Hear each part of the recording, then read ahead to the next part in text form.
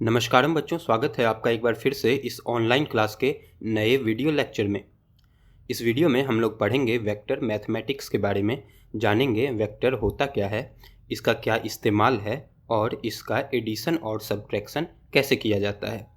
तो इस वीडियो में जो टॉपिक्स हम कवर करने वाले हैं वो है vector introduction, representation of vectors, types of vectors, properties of vectors और addition and subtraction of vectors. तो चलिए सबसे पहले स्टार्ट करते हैं इंट्रोडक्शन से। वेक्टर होता क्या है? वेक्टर जो है वो एक डायरेक्टेड लाइन सेगमेंट होता है। अब आप पूछोगे ये डायरेक्टेड लाइन सेगमेंट क्या होता है? तो मान लीजिए कि एक लाइन है L और जब हम इस लाइन की बाउंड्री फिक्स कर देते हैं तो यह लाइन सेगमेंट कहलाता है। और इस लाइन सेगमेंट के किसी एक एंड पर जब आप एरो लगाकर इसका डायरेक्शन निर्धारित कर देंगे तो यह डायरेक्टेड लाइन सेगमेंट कहलाएगा। अब आइए इसे एक एग्जाम्पल से समझते हैं। मान लेते हैं कि नॉर्थ, ईस्ट, वेस्ट और साउथ डायरेक्शन को हम पेपर पे कुछ इस तरीके से दिखा रहे हैं। तो हमारे पास एक डायरेक्टेड लाइन सेगमेंट है जिसका लेंथ 3 यूनिट है और इसका जो एरो है वो ईस्ट डायरेक्शन में पॉइंट कर रहा है। तो इसे वेक्टर के रूप में हम लिखेंगे 3 यूनिट ईस्टवर्ड, 3 यूनिट ईस्टवर्ड। अब मान लीजिए एक दूसरा वेक्टर है जिसका लेंथ 4 यूनिट है और यह ईस्ट डायरेक्शन के साथ 30 डिग्री का एंगल बना रहा है टुवर्ड्स नॉर्थ डायरेक्शन। तो इसे हम वेक्टर के फॉर्म में लिखेंगे 4 unit 30 degree north of east, 4 unit 30 degree north of east. अब जब हम इस वेक्टर को पीछे की तरफ बढ़ाते हैं तो हम देखते हैं कि यह नॉर्थ डायरेक्शन के साथ 60 डिग्री का एंगल बना रहा है टुवर्ड्स ईस्ट डायरेक्शन। तो हम इसे 4 unit 60 degree east of north, 4 unit 60 degree east of north भी लिख सकते हैं। अब मान लीजिए कि यह वेक्टर किन्हीं दो डायरेक्शन के साथ 45 डिग्री का इक्वल एंगल बना रहा है, मतलब कि यह दोनों डायरेक्शन के बिल्कुल बीच में है। इस एग्जाम्पल में ये दो डायरेक्शन नॉर्थ और वेस्ट हैं, तो हम इसे 4 यूनिट नॉर्थ वेस्ट भी लिख सकते हैं। जी हाँ, 4 यूनिट नॉर्थ वेस्ट। अब आइए देखते हैं वेक्टर्स को सिंबॉलिकली कैसे रिप्रेजेंट किया जाता है। मान लीजिए कि हमारे पास एक वेक्टर है जिसका टेल पॉइंट A पर है और हेड पॉइंट B पर है। तो इसे रिप्रेजेंट करने के लिए हम AB के ऊपर एक स्मॉल सा एरो लगा देंगे। यह एरो ही वेक्टर की पहचान कराता है। यहाँ एक ध्यान देने वाली बात है कि इस रिप्रेजेंटेशन में टेल पहले लिखा जाता है और हेड बाद में। इसी तरह एक दूसरा एग्जाम्पल लेते हैं। मान लीजिए यहाँ वेक्टर का हेड C पॉइंट पे है और टेल D पॉइंट पे। तो इसे हम वेक्टर CD ना लिखकर वेक्टर DC लिखेंगे। जी हाँ दोस्तों, इसे वेक्टर DC लिखेंगे। अब मान लीजिए कि वेक्टर AB जो है इसका लेंथ 3 यूनिट है और यह ईस्ट डायरेक्शन में पॉइंटेड है। तो इसे हम लिख सकते हैं 3 यूनिट ईस्ट। अब जब हम AB के ऊपर से यह एरो हटा देंगे तो यह वेक्टर AB के मैग्नीट्यूड को डिनोट करेगा। तो AB जो है वो हो जाएगा इक्वल टू 3 यूनिट। इसके मैग्नीट्यूड को दूसरे तरीके से दिखाने के लिए हम वेक्टर पर मॉड का भी सिंबल लगा सकते हैं। वेक्टर्स को डिनोट करने के लिए हम एक सिंगल लेटर का भी इस्तेमाल कर सकते हैं। एग्जाम्पल के तौर पर यहाँ एक वेक्टर है, वेक्टर A, जिसका लेंथ 4 यूनिट है और यह ईस्ट डायरेक्शन के साथ 50 डिग्री का एंगल बना रहा है। तो इसे हम A के ऊपर एरो लगाकर भी लिख सकते हैं कुछ इस प्रकार, vector A equal to 4 unit 50 degree north of east. और इसके मैग्नीट्यूड को हम मॉड ऑफ A वेक्टर या सिंपली A लिखकर भी दिखा सकते हैं। वेक्टर से रिलेटेड एक टर्म है लाइन ऑफ एक्शन। मान लीजिए कि एक वेक्टर है जो फिगर में दिखाया गया है। यह वेक्टर जिस लाइन का एक पार्ट है या हिस्सा है उसी लाइन को लाइन ऑफ एक्शन कहते हैं। लाइन ऑफ एक्शन से रिलेटेड दो इम्पॉर्टेंट बातें हैं जो आपको जाननी बहुत ज़रूरी हैं। पहली, अगर किसी वेक्टर को उसके लाइन ऑफ एक्शन में ही कहीं भी शिफ्ट किया जाए बिना उसके डायरेक्शन को बदले हुए तो वो वेक्टर हमेशा सेम रहेगा, उस वेक्टर में कोई बदलाव नहीं होगा। और दूसरा पॉइंट है कि अगर रोटेशनल इफेक्ट को इग्नोर किया जाए तो इस वेक्टर को इसके लाइन ऑफ एक्शन से पैरेलल भी शिफ्ट करने से कोई बदलाव नहीं आएगा और वह वेक्टर सेम रहेगा। अब आइए देखते हैं कि दो वेक्टर्स के बीच का एंगल कैसे निकालते हैं। दो वेक्टर्स के बीच का एंगल वही होता है जो उनके लाइन ऑफ एक्शन के बीच का एंगल होता है।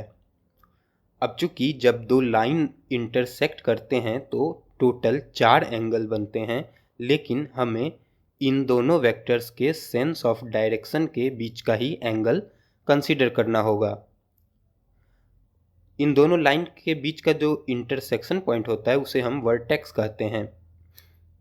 अब इसी सिचुएशन को एक दूसरे नज़रिए से देखते हैं। मान लीजिए कि हमें वेक्टर a और वेक्टर -b के बीच का एंगल निकालना है, तो यहाँ b के डायरेक्शन को हम रिवर्स कर देंगे तभी हमें -b मिलेगा। अब जो सेंस ऑफ डायरेक्शन है वह बदल जाएगा और ये जो दूसरा वाला एंगल है इनके बीच का, और ये जो दूसरा वाला एंगल है वही वेक्टर a और वेक्टर -b के बीच का एंगल कहलाएगा। अब चलिए आगे बढ़ते हैं और बात करते हैं वेक्टर्स के अलग अलग टाइप्स के बारे में। वेक्टर्स के कई टाइप होते हैं जिनमें से कुछ इम्पोर्टेंट टाइप्स हैं जीरो वेक्टर्स, यूनिट वेक्टर, को इनिशियल वेक्टर और को लीनियर वेक्टर। अब चलिए एक एक करके जानते हैं इन अलग अलग वेक्टर्स के बारे में। सबसे पहले देखते हैं जीरो वेक्टर। जीरो वेक्टर एक ऐसा वेक्टर है जिसका इनिशियल और टर्मिनल पॉइंट सेम होता है। यदि यह वेक्टर पॉइंट ए से स्टार्ट हो रहा है तो वहीं ख़त्म भी हो जाएगा, मतलब कि इसका मैग्नीट्यूड 0 होता है। इस वेक्टर को हम 0 के ऊपर एरो लगाकर दर्शाते हैं या फिर इस फिगर में इसे ए वेक्टर से भी दिखाया जा सकता है। इस वेक्टर का कोई स्पेसिफिक डायरेक्शन नहीं होता है, इसे आप कोई भी डायरेक्शन दे दो कोई फर्क नहीं पड़ेगा। दोस्तों अगला वेक्टर है यूनिट वेक्टर। यह एक ऐसा वेक्टर है जिसका मैग्नीट्यूड यूनिटी होता है, मतलब कि इसका मैग्नीट्यूड 1 होता है और इसका डायरेक्शन दिए गए वेक्टर के ही डायरेक्शन में होता है। यूनिट वेक्टर को कुछ इस तरीके से हम डिनोट करते हैं, इसे एक कैप पढ़ा जाता है। मान लीजिए कोई वेक्टर है a जिसका मैग्नीट्यूड 4 है, तो इस डायरेक्शन में एक यूनिट वेक्टर है a कैप। तो वेक्टर a को हम कुछ इस प्रकार भी लिख सकते हैं a = 4 × a कैप। यहाँ पे a कैप जो है वो वेक्टर a के डायरेक्शन को डिनोट कर देगा और ये जो 4 है वो उसके मैग्नीट्यूड को डिनोट करेगा। चूँकि यूनिट वेक्टर a जो है उसका मैग्नीट्यूड 1 है, इसीलिए उसके मल्टीप्लिकेशन से a वेक्टर के मैग्नीट्यूड पे कोई फर्क नहीं पड़ेगा। इसी कड़ी में अगला वेक्टर है को इनिशियल वेक्टर। एक्चुअल में यह वेक्टर का कोई टाइप नहीं है बट एक कलेक्शन है जिसमें सारे वेक्टर्स किसी एक ही पॉइंट से स्टार्ट या इनिशिएट होते हैं। इसी तरह वेक्टर्स का एक और समूह है जिसे को लीनियर वेक्टर कहते हैं। इसमें सारे वेक्टर्स किसी एक ही लाइन के पैरेलल होते हैं। इनका डायरेक्शन अपोजिट भी हो सकता है, मतलब कि ये आपस में पैरेलल या एंटी पैरेलल हो सकते हैं। इसके बाद अगला टाइप है को प्लेनर वेक्टर। ये वो वेक्टर्स होते हैं जो एक 3 डायमेंशन में किसी एक ही प्लेन में डिफाइन होते हैं। तो दोस्तों ये थे अलग अलग टाइप के वेक्टर्स। अब आइए हम लोग डिस्कस करते हैं कि इन वेक्टर्स के क्या क्या प्रॉपर्टीज़ हैं। इसका पहला प्रॉपर्टी है कि अगर आप किसी वेक्टर को एक नंबर से मल्टीप्लाई करेंगे तो उसका मैग्नीट्यूड और एरो का लेंथ दोनों उतने ही नंबर से मल्टीप्लाइड हो जाएगा। मान लीजिए कि एक वेक्टर है a। अब यदि हम इसे 3 से मल्टीप्लाई करें तो इसका जो मैग्नीट्यूड है वो भी 3 टाइम्स इंक्रीज कर जाएगा, लेकिन इसका डायरेक्शन जो है वो वही रहेगा, उसमें कोई चेंज नहीं होगा। लेकिन अगर हम इसे एक निगेटिव नंबर से मल्टीप्लाई करें तो इस वेक्टर का डायरेक्शन भी जस्ट अपोजिट हो जाएगा, मतलब कि वेक्टर 180 डिग्री से रोटेट कर जाएगा। अगली प्रॉपर्टी है कि अगर दो वेक्टर कुछ इस प्रकार हैं कि इनका मैग्नीट्यूड और डायरेक्शन दोनों सेम है तो वो दोनों वेक्टर भी इक्वल वेक्टर होंगे। नीचे एग्जाम्पल में वेक्टर a और वेक्टर b दोनों का मैग्नीट्यूड 2 यूनिट है और इन दोनों के डायरेक्शन ईस्ट हैं, तो हम कह सकते हैं कि vector a is equal to vector b।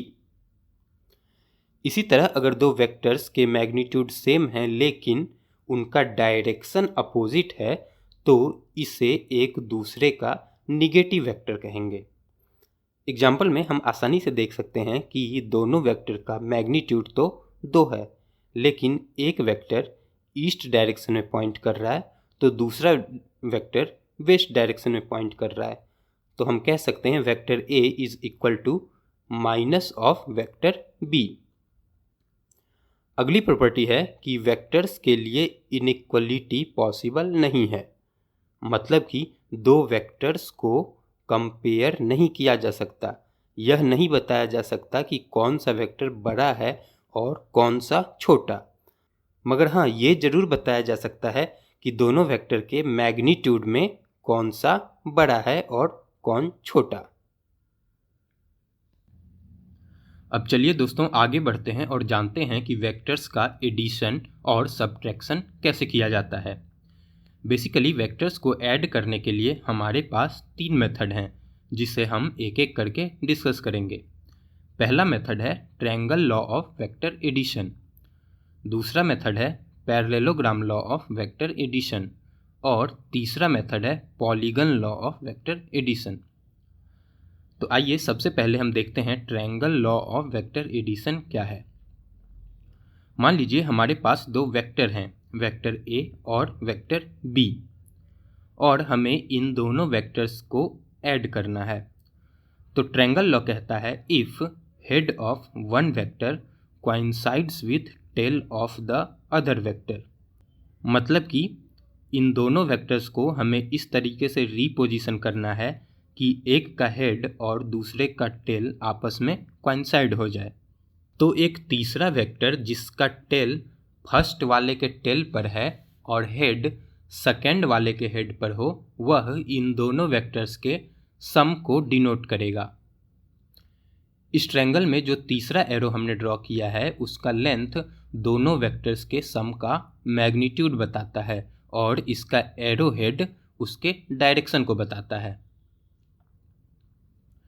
अब चलिए दोस्तों देखते हैं इस मेथड का इस्तेमाल करके हम दो वेक्टर्स का सब्ट्रैक्शन कैसे करेंगे। इसके लिए हम सबसे पहले क्या करेंगे कि वेक्टर b का डायरेक्शन रिवर्स कर देंगे और फिर उसके टेल को वेक्टर a के हेड के साथ कोइंसाइड करा देंगे।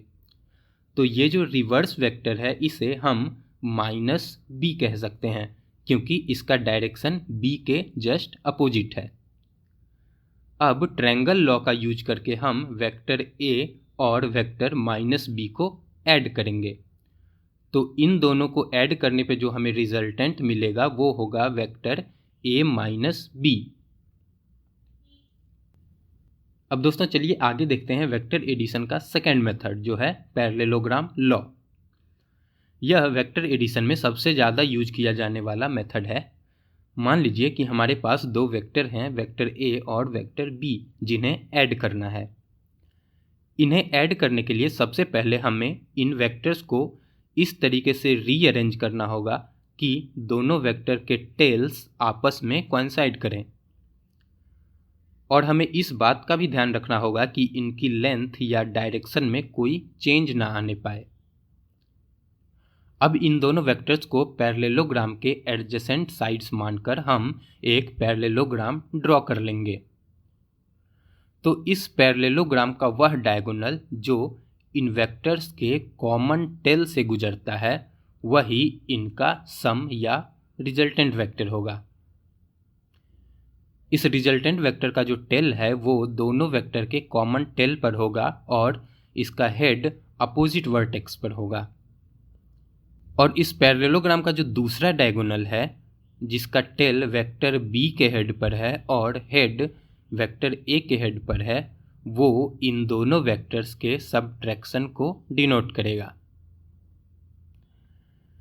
तो चलिए दोस्तों, अब हम यह निकालेंगे कि इस रिजल्टेंट वेक्टर का मैग्नीट्यूड और डायरेक्शन क्या होगा। तो सबसे पहले मान लेते हैं कि वेक्टर ए का मैग्नीट्यूड जो है वो है स्मॉल a और वेक्टर बी का मैग्नीट्यूड है स्मॉल b, और ये दोनों वेक्टर्स आपस में थीटा डिग्री का एंगल बनाते हैं।